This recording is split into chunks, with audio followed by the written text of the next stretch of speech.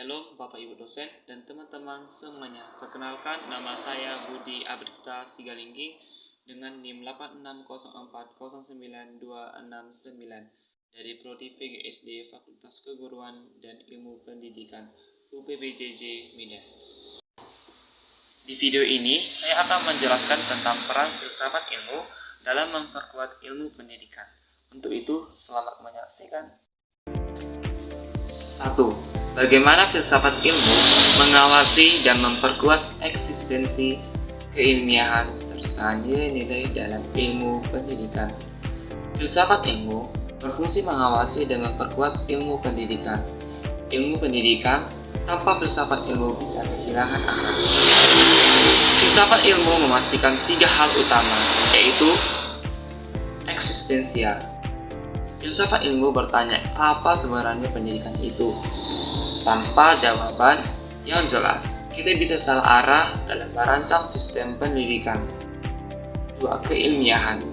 Filsafat ilmu menguji apakah metode dan teori yang digunakan dalam pendidikan sudah logis, sistematis, dan bisa dipertanggungjawabkan secara ilmiah. 3. Nilai. Filsafat ilmu memastikan tujuan pendidikan tidak hanya mengejar nilai akademis, tapi juga membentuk manusia yang berkarakter, beretika, dan berguna bagi anak SD. Jadi, dengan filsafat ilmu, pendidikan tidak berjalan tanpa arah. 2. Bagaimana pendidikan yang bermakna dan bernilai turut memperkuat perkembangan filsafat ilmu? Hubungan ini tidak satu arah.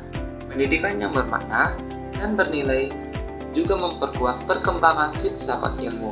Bagaimana caranya? Seorang guru menemukan siswa di kelasnya tidak termotivasi belajar IPA.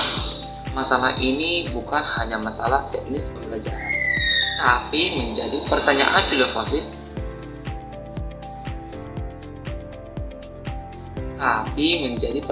filosofis.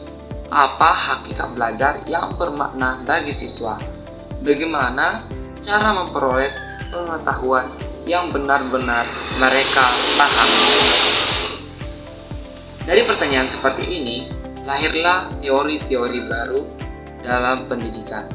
Filsafat ilmu pun berkembang karena diuji dan diperkaya oleh pengalaman nyata di kelas. Yang artinya adalah filsafat ilmu tidak hidup di menara gading.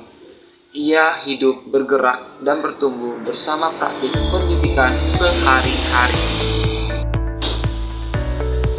3. Mengapa filsafat ilmu dapat disebut sebagai pisau analisis, ontologi, epistemologi, dan aksiologi dalam membeda persoalan-persoalan pendidikan?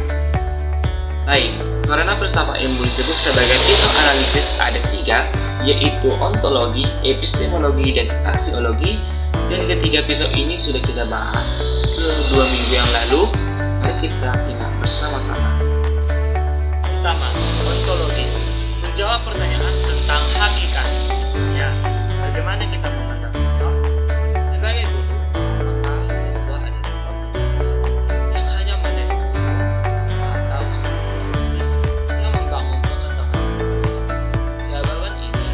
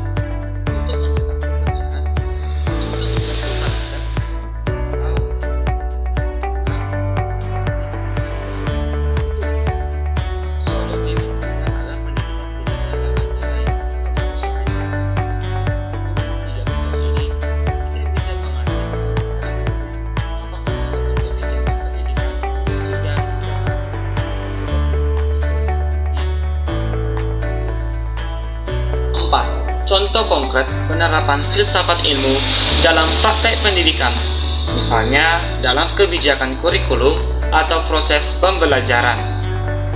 Contoh pertama adalah kurikulum merdeka. Secara ontologi, kurikulum ini memandang setiap siswa itu unik. Tidak semua siswa harus belajar dengan cara dan kecepatan yang sama.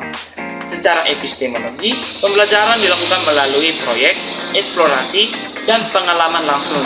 Siswa belajar dengan melakukan, bukan hanya mendengar ceramah atau teori-teori yang tidak jelas.